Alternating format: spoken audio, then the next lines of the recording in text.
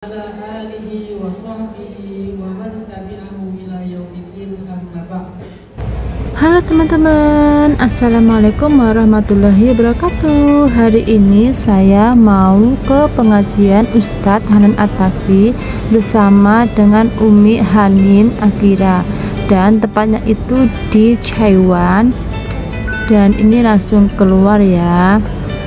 Dan dari SCD kita langsung keluar saja, dan lokasinya dari sini tuh ya agak lumayan jauh ya. Oke, langsung saja kita jalan ya, let's go.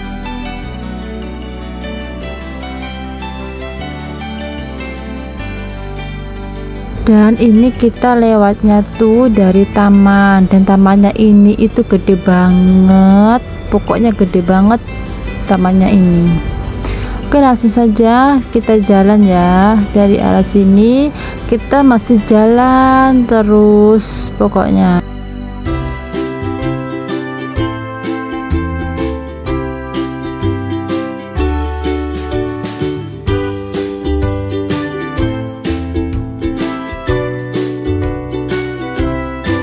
Nah, kita hampir saja sampai di lokasinya ini. Kita langsung masuk saja ya. Dan ini sudah banyak teman-teman yang datang lebih awal, dan kita sesi yang kedua dimulai dari jam 1 sampai jam 5, dan yang sesi yang pertama dimulai dari jam 9 sampai sesi kedua. Dan ini kita ngantri udah beberapa jam karena berangkat lebih pagi, dan kita udah mulai masuk ini.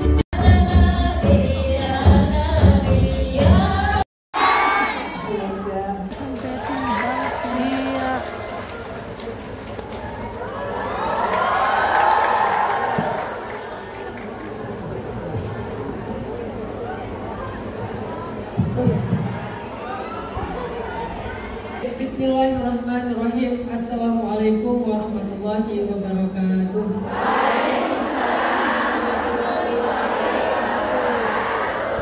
Segala puji dan syukur alhamdulillah pada Allah Subhanahu wa taala atas nikmat iman yang Allah berikan ke dalam hati kita. Semoga iman di hati kita terus Allah tambahkan bersama iman yang sudah ada, dan menjadi melekat di hati kita sampai akhir hayat kita. Salawat dan salam Allahumma sholli ala sayyidina Muhammad wa ala alihi wa sahbihi wa man tabi'ahu ila yaumiddin amma ba'd.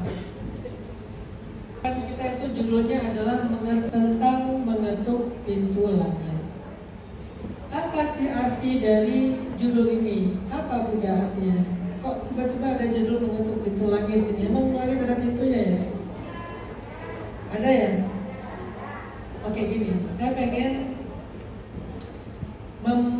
memberi mukadimah dengan sebuah kisah.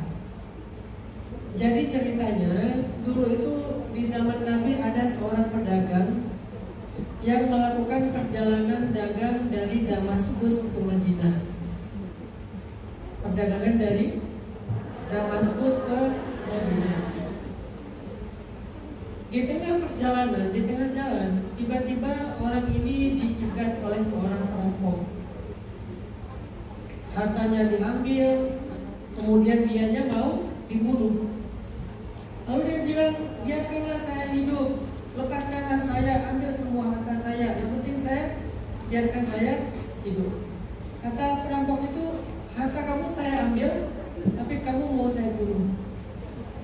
Karena dia ngerasa udah gak punya lagi harapan untuk lolos. Dia lihat di sekelilingnya di lembah itu, dia ada di sebuah lembah. Di sekeliling lembah itu dia lihat banyak tengkorak manusia. Ternyata emang itu tempat pembegalan di zaman itu. Kalau sekarang mungkin kelitih ya. Tahu kelitih? Kelitih itu di Jogja tuh yang suka bacok-bacok orang. Tapi kalau kelitih beda sama begal. Kalau begal ambil harta, kalau kelitih cuman pengen ya ambil nyawa, cuman pengen nyakitin orang. Akhirnya pedagang ini bilang kepada perampok itu, Ya udah kalau gitu beri saya waktu sebentar untuk usolli rakaatain, untuk sholat 2 rakaat. Karena yang dia minta cuma waktu untuk sholat 2 rakaat, kelompok ini juga ngerasa kayak ya udahlah gak terlalu lama.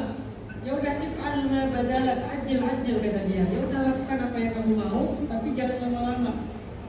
Dia pun berwudu. Setelah selesai wudu dia sholat. Selesai sholat dia angkat tangan berdoa. Ini menunjukkan berdoa setelah sholat itu bukan bid'ah. Karena nanti apa yang terjadi ini dia ceritakan kepada Rasul dan Rasulullah tidak menyalahkan dia. Jadi setelah selesai dia sholat, dia kum faktulhu, bangun ambil tombak ini, bunuhlah perampok itu. Karena perampok itu sudah terkapar, tapi belum mati. Kum faktulhu, sekarang ambil tombak ini, bunuh perampok itu. Kata laki-laki pedagang ini, ma qataltu nafsan qad wa ma tatayyaba nafsi li qatli. Aku gak pernah bunuh orang dan aku gak suka bunuh orang, kata dia. Akhirnya diambil lagi itu tombaknya sama laki-laki ini, dia tancapkanlah di tubuh perampok sehingga perampok itu pun mati seketika. Setelah kejadian adalah malaikat dari langit ketiga. Ternyata malaikat beneran. Aku adalah malaikat dari langit ketiga yang diutus Allah untuk menolong kamu. Wahai pedagang, wahai fulan, ketika kamu mengucapkan ya mughith, aghithni yang pertama, ternyata langit itu berguncang. Langit berguncang. Kemudian para malaikat penduduk langit mengatakan, amrun hadath, amrun hadath, amrun hadath. Ada kejadian besar, ada kejadian besar, ada kejadian besar. Lalu kamu ucapkan lagi yang kedua, ya mughith, aghithni. Maka terbukalah semua pintu-pintu langit, seolah-olah daun-daun pintu langit itu bergesekan, terbuka semuanya. Lalu ketika engkau mengatakan ya mughith aghithni yang ketiga, turunlah malaikat Jibril. Kemudian malaikat Jibril berseru, wahai para malaikat, man lihadal makruh, siapa yang mau menolong laki-laki yang sedang kesusahan ini? Semua malaikat mengangkat tangannya, ana ya Rabb, ya Allah tunjuk saya, ya Allah tunjuk saya. Akhirnya kemudian Allah menunjuk aku, katanya, sehingga turunlah aku untuk menolong kamu dengan perintah Allah Subhanahu wa Ta'ala. Dia turun menjelma sebagai laki-laki yang sempurna, mengendarai kuda, membawa tombak, dan dia langsung membunuh perampok tersebut. Sehingga kemudian laki-laki pedagang ini selamat. Dia pun melanjutkan perjalanannya ke Madinah, membawa barang-barang dagangannya yang utuh, tidak ada sedikit pun yang berkurang. Sampai di Madinah dia ketemu dengan Rasulullah dan dia ceritakan kisahnya kepada Rasulullah. Kan banyak tuh yang nanya, Ustaz, kenapa ya orang yang menzolimi kita, yang meninggalkan kita, yang pergi pas kita lagi sayang-sayangnya, kan dia statusnya zolim, tapi kok dia hidupnya baik-baik aja. Kok dia, oke, maksudnya gini, kalau kalian mau meminta sesuatu kepada Allah, cobalah minta dengan menyebut nama Allah yang sesuai dengan permintaan kalian. Itu rahasianya. Saya dulu ketika minta anak, ketika saya lagi umroh, saya pengen diberikan keturunan anak perempuan yang nanti saya kasih nama Aisyah. Akhirnya saya minta, ya Wahhab, wahai yang menganugerahkan, wahai pemberi anugerah. Selama saya di depan Ka'bah, zikir saya ya Wahhab, ya Wahhab, ya Wahhab.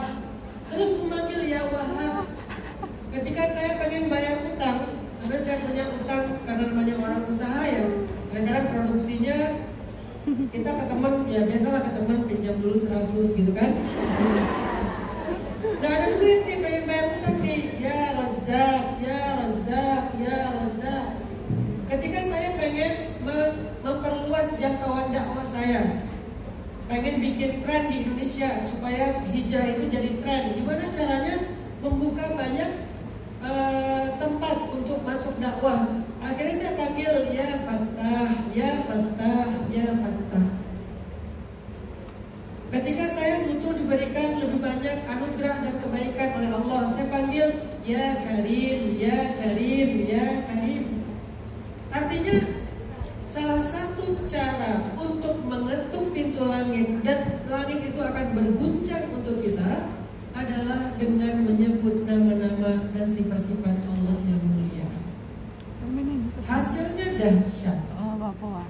Tapi challenge-nya kita harus hafal dulu nama-nama ini. Setelah menghafal kita pahami. Setelah dipahami dipakai sesuai dengan doanya. Dan memahaminya harus, karena kalau kita memanggil Allah tapi kita nggak paham apa makna dari nama ini, nanti panggilan kita nggak paham. Saya yakin sekali Allah yang Maha Wahhab. Makanya saya yakin ketika memanggil Ya Wahhab, habli dzurriyyatan thayyibah, habli min ladunka waladan sholihan, atau apapun. Ya Allah ya Wahhab, pemberi anak keturunan, anugerahkanlah untuk saya keturunan, anak solih, anak solihah. Saya paham maksud dari kata-kata Ya Wahhab. Rabbana hablana, gitu kan? Hablana dari kata Wahhab, min azwajina wa dhurriyyatina qurrata a'yun waj'alna lil muttaqina imama. Maka salah satu cara paling gampang mengetuk pintu langit adalah dengan menyebut dan memanggil nama-nama serta sifat-sifat Allah yang mulia. Assalamualaikum warahmatullahi wabarakatuh.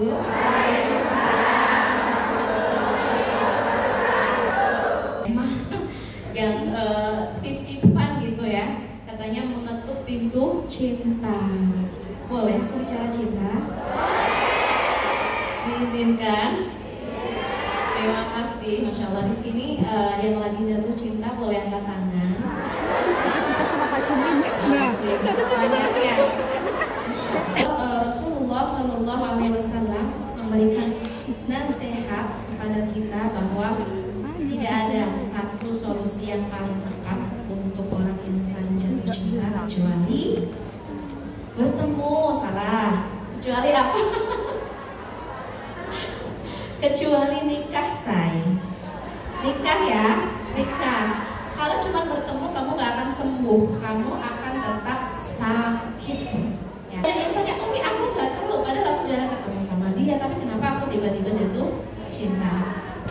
Biasanya jatuh cinta itu ya memang ada awalnya, nggak mungkin kita ujuk-ujuk jatuh cinta gitu. Itu berawal dari mata. Jadi please, biar kamu nggak kena penyakit cinta, nggak. Ya karena katanya love is infectious. Jadi cinta itu infeksi. Infeksinya awalnya dari mana? Dari mata, saya. Jadi tahu ya sekarang kenapa kita terinfeksi cinta. Awalnya adalah dari mata kita yang tidak kita jaga. Dan kenapa ini harus kita observe? Ini apa? Allah punya aturan. Aku punya cinta dan Allah yang punya masa depan. Untuk apa semua kangen ini kalau ujungnya adalah perpisahan? Enggak. Ya kan? Kita nggak mau. Untuk apa semua pengorbanan, rasa sakit kalau ujungnya adalah ya perpisahan? Kita nggak mau ya. Kita maunya semua keindahan ini punya masa depan yang halal. Kita nggak ingin hanya angan-angan yang isinya hanya yang isinya hanya cinta yang terlarang ya. Jadi teman-teman yang dirahmati Allah, observe diri kamu. Biasanya kenapa muncul kangen? Itu pasti kita paham kenapa aku kangen, karena kamu kurang zikir. Jadi kalau kamu lagi kangen brutal, kamu boleh ucapkan Hasbunallah wa ni'mal wakil. Hasbunallah, Hasbunallah wa ni'mal wakil. Hasbunallah. Atau kamu boleh pakai zikir apapun. Zikir tasbih. Tasbih ini kan puja-puji Tuhan. Kamu harus observe diri kamu dalam satu hari. Kamu lebih banyak puja-puji Tuhan atau puja-puji mantan? Atau kamu lebih banyak puja-puji kekasih? Itu kan pikiran kamu itu dikuasai siapa? Karena hati kamu itu adalah ruang ibadah. Aku sebut hati itu adalah Baitullah. Hati itu rumahnya Allah. Hati itu harusnya hanya menyembah Allah, memuja Allah, bukan memuja yang lain. Makanya ketika kita mencoba memuja al-makhluk, meninggalkan al-khaliq, yang kita rasakan adalah derita.